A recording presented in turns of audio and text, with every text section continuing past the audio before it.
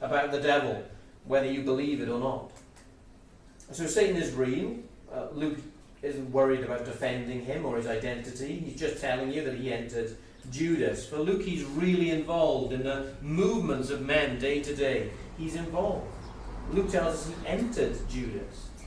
It's not quite the same language that we've got for demon possession elsewhere. It's hard to precisely pinpoint what's going on, what's happening. But it's pretty clear, isn't it, what Luke is saying, the message of what Luke wants us to get behind. Behind Judas's betrayal is not just Judas's own culpability, but the power, the control of the devil.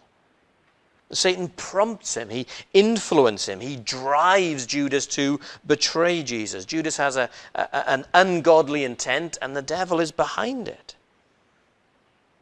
It's not complete control. Judas is complicit. Judas is willing.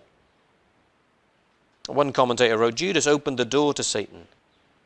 He didn't resist him, and Satan didn't flee.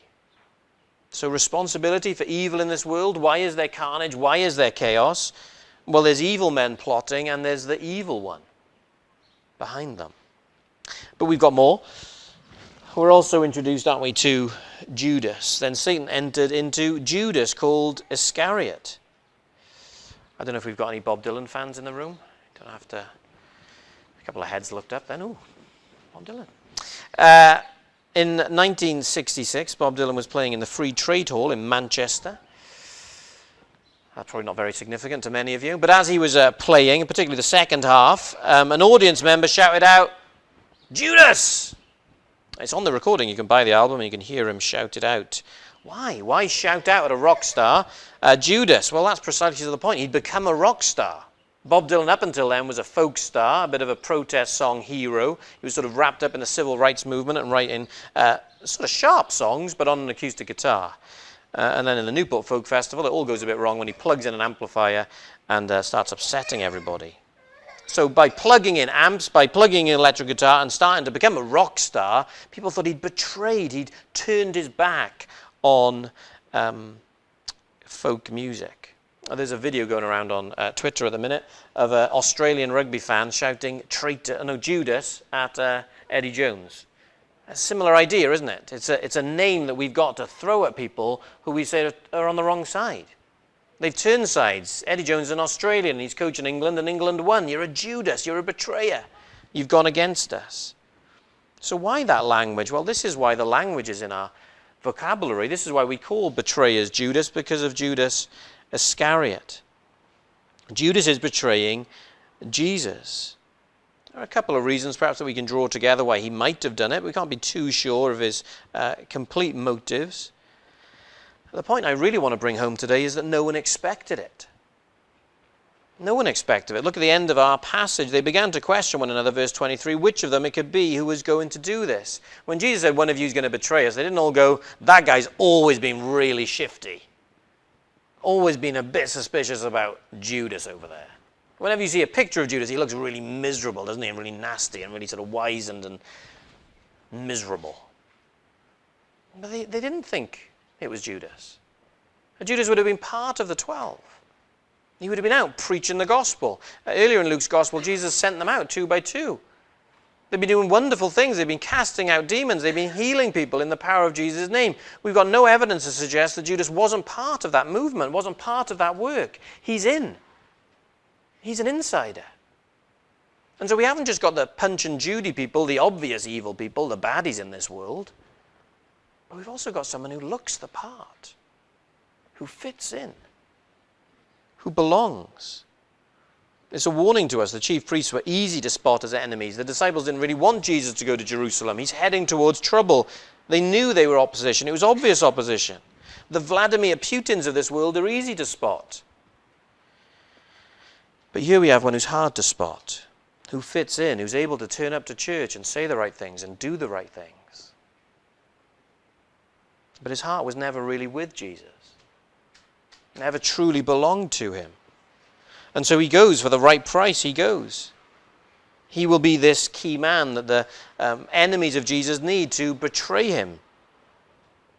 He gets the money, and Jesus gets arrested. So there we go, as a bit of a recap. Who's responsible for evil in this world? Well, evil men. Obvious bad guys doing evil things, we know. As Satan is behind it. But we're all impacted, aren't we? There's none of us who do right. Sin is in all of our hearts. And there's a degree to which, although we're not all Vladimir Putin, there's a degree to which we're all responsible for evil and chaos and carnage in this world. We might have a smaller degree of influence. It might be the pain that we might have caused in a family or a particular relationship or a setting. Or a lot of it may stay personal, may stay within and hidden, known only to God. But we're responsible for evil too. Okay, secondly, what is Jesus doing when the world is going wrong?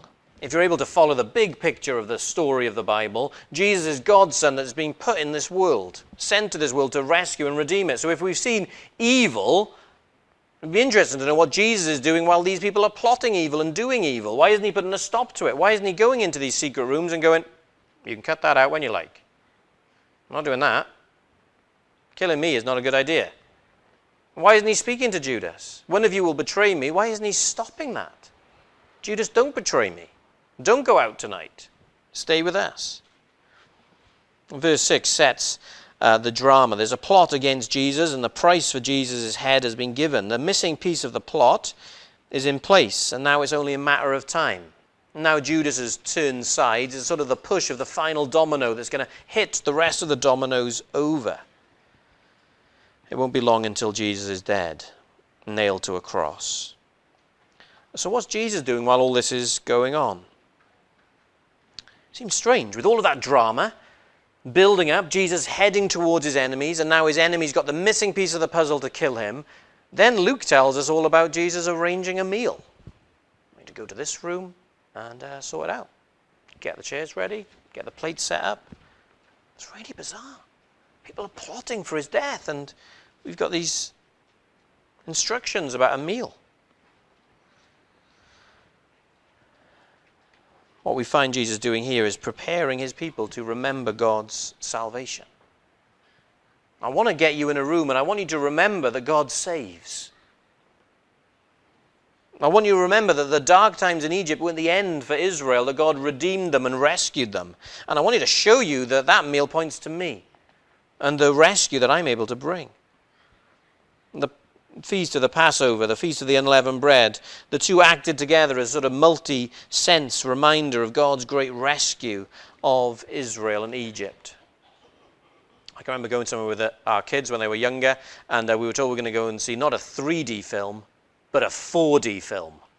I had no idea what was awaiting me as I went into it. I'd seen a 3D film before. We've got sort of glasses on, and things sort of popped out a little bit. A 4D, what's going to happen? Well, what's going to happen is someone's going to squirt water on you. That seemed to be the extent of the fourth dimension, was that when it rained, someone had a water gun somewhere and you were getting wet. The multi-sensory, we can sort of sense different things. We're seeing a film, we're hearing it, and then you can feel bits happening. You can feel some of the things going on. Well, this meal is a multi-sensory reminder. They're seeing the lamb that was sacrificed in their place, in the place of the oldest child of the family. That lamb instead of me, a substitute. God killed the lamb, or we killed the lamb, and God saw that as okay, passed us over. And seeing the bread, seeing the hurry, the sustenance that God was given them, but the meal that needs to be made and to travel quickly. Tasting these things, tasting the bitter herbs, being reminded of their bitter period in slavery. Celebrating with the wine, rejoicing in God's salvation and his goodness and kindness to them. It's a feast, it's a celebration. The crowds have drawn together, and now that the crowds have dispersed into family gatherings, Jesus is bringing his new family together. We have this interesting interaction between Peter and John, where they're giving instructions for making preparations. Jesus' instructions are really clear and easy to follow. And they follow, and they find it just as Jesus said. Again, it seems a strange little detail for Luke to keep in. There's been another one of these about a donkey earlier on as he enters into the temple. He'll find a donkey and bring it back to me, and if they say anything, just say, the master needs it. It's a donkey. Just give it to him. And it all seems to be part of Christ's control. He's not going into this lion's den of opposition with his eyes closed. He knows where he's going. If he knows about the donkey in the field, if he knows about this room, it gives us a sense of his control. These events are not catching him off guard. He's walking very deliberately into these steps, even into danger. He set his face towards Jerusalem. He's determined to be there. At the end of the meal, we're given another indication of this control. He knows who's going to betray him. He knows what's going on. Jesus fully realizes his time has come, that the noose around his neck is tightening. He knows that these are his final days, and this group will soon be scattered. The shepherd will be struck, and the sheep will head off. Knowing that, as they are looking at him, one of them will betray him. One will deny ever knowing him, and the rest will flee in fear. And knowing all of that, knowing about their rejection, knowing about their weakness, knowing about their cowardice, he wants this meal. He makes this meal a priority. It's extraordinary, isn't it? What would you do if you'd heard that you were about to be betrayed? Someone who you thought was a friend, someone who you thought loved you and had your back, was actually plotting behind you, and then you were face to face with them. Or someone who was about to let you down, someone who was about to run away from you. How would you behave if there were people plotting for your life? These are the extremes of human emotion, aren't they? And the Jesus that we're presented with in the Gospels isn't some superhuman. Isn't someone who's pretending to be like us, but someone who is really like us, with real human emotion, who knows what it is to grieve, who knows what it is to hurt. But in the chaos and in the cruelty, that chaos and cruelty which isn't just abstract but is now on him. People are betraying him. People are after his head. All of the heat of Satan's army is against him, God's Son. And in that context, he's looking to serve these people. Jesus is calm. He prioritizes this meal and these men. The time of the meal comes and he reclines with them. I have earnestly desired to eat this Passover with you before I suffer. I've been longing for this. I've been waiting for this. I've been waiting for this climax. I've been waiting for this moment to be with you. Jesus isn't just going through the motions of religious observance. We can do that sometimes, don't we? When we break the bread and we drink the cup because, well, I've been here before. This is what I do. This is what we do. And then we go out and we'll have a tea and coffee afterwards. Now, Jesus he's in. He's passionate about the observance of this meal, of what these symbols mean, of what it teaches. And he's desiring to be with these people, to celebrate this meal and to praise God together with these people. This meal has meaning, and it always has had meaning, and Jesus is now changing it and twisting it. He's giving it all new meaning again. He's telling them this meal is all about me. This meal that you've celebrated for hundreds of years is actually getting you ready and prepared for me. Jesus is not just seeing his death coming up, is he? But seeing his kingdom. He's able to tell them that I won't drink of this cup again until my kingdom comes. He's convinced of his victory. He's not just entering death, but he's going to conquer death and beat it. And these individuals that are going to run off, he's conscious of their restoration. He knows they're going to scatter and flee, but you continue to do this in remembrance of me. He's laying down here teachings for them that is after their betrayal, after their compromise, after their cowardice. He's got grace enough to speak to them about this. Rather than trying to protect himself in the midst of this plot, he is preparing these men. He's serving them. He's teaching them. Well, you might not think we've answered our question yet. What is God doing when the world goes wrong? But we're getting there. So that's our final question, our final point. What is God doing when the world goes wrong? Verses 16 to 23. We've seen that Jesus is remarkably calm and composed where these evil men are plotting to take his life. How can he do that?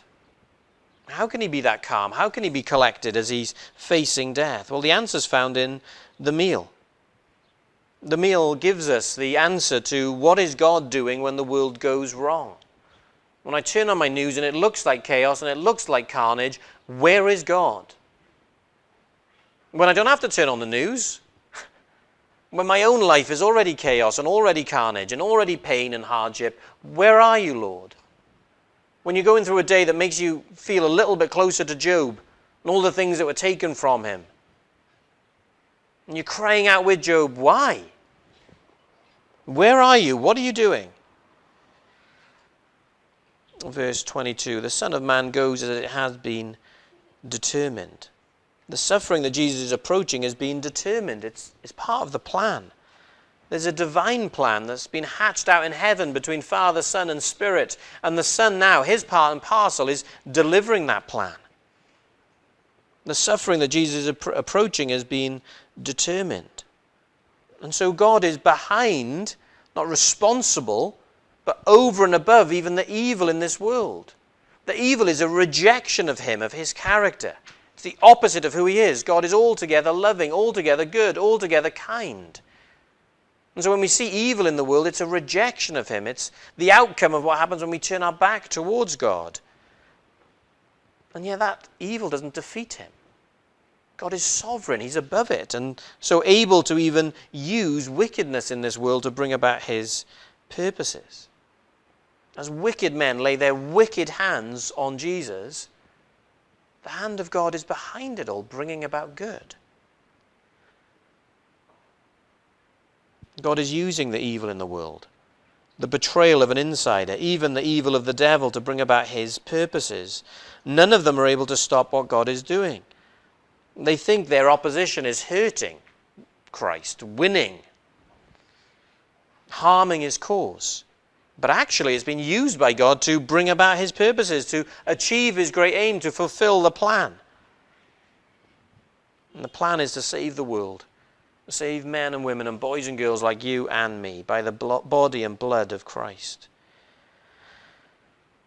Sometimes when we think about saving the world, we think about Superman or Spider-Man or some other Marvel hero doing it. Those types of superheroes could fix Putin, don't they? They often do in the movie. They take out the bad guy eventually. It always annoys me when I'm watching superhero films that they seem very capable at the start. Yeah, they're doing all sorts of wonderful things that no one else can do. And then they're really incapable in the middle. They don't seem to be able to do the tricks they were just doing in the first 10 minutes. And then all of those wonderful tricks that make them able to save the world are back again towards the end. When they need. Sorry if I've just ruined all the superhero films for you. Anyway, that's what they seem to do, isn't it? But they always win the day. But God in his infinite wisdom is not just taking out a Putin, not just taking out the evil leaders. He's not sniffing out the evil that we often spot. We were saying at the beginning, weren't we? We can spot evil men doing evil things. He's not just dealing with that. And neither is he just dealing with Satan. He is doing that at the cross, but he's not just doing that. He's not just winning that victory, good over evil. Also, he's bringing in everybody else. He's finding a way to deal with the evil that's in our hearts. That penetrates not just the big guys and the bad guys, it penetrates all of us. The sin that is set into every human heart, God is finding a way to redeem and rescue the whole of humanity. That anyone and everyone who comes to the Lord Jesus Christ can be saved. That there's a future in this world, a new heaven, a new earth. All of that centers on Jesus. All of it centers on his perfect life, his living the life that we've not lived. All of it centers on his substitutionary death, him dying the death that we deserve to die. All of it centers on his glorious resurrection, God raising that Jesus from the dead, conquering sin, conquering the Satan, conquering death. And Christ is bringing the hints of that now, isn't he, in this meal? This meal was about history, and now it's about tomorrow and tonight. It's about Good Friday. It's about Easter Sunday. Proclaim the Lord's death until he comes. I'm going to die. I'm going to be risen again. And I'm coming back. So this meal was a memorial meal for Israel. The lamb was slain as a substitute for the firstborn son of Israelite families. The lamb had died in his place. As Jesus takes hold of this meal, he makes clear that he is the lamb. He is the substitute. Here in the carnage that evil causes, God is working to save. In the person of his Son, who is willing to be betrayed, willing to be falsely accused, beaten and killed, that through his death, people like us can come and know God. Jesus' death wasn't the end. The evil plot didn't win. God raised him from the dead.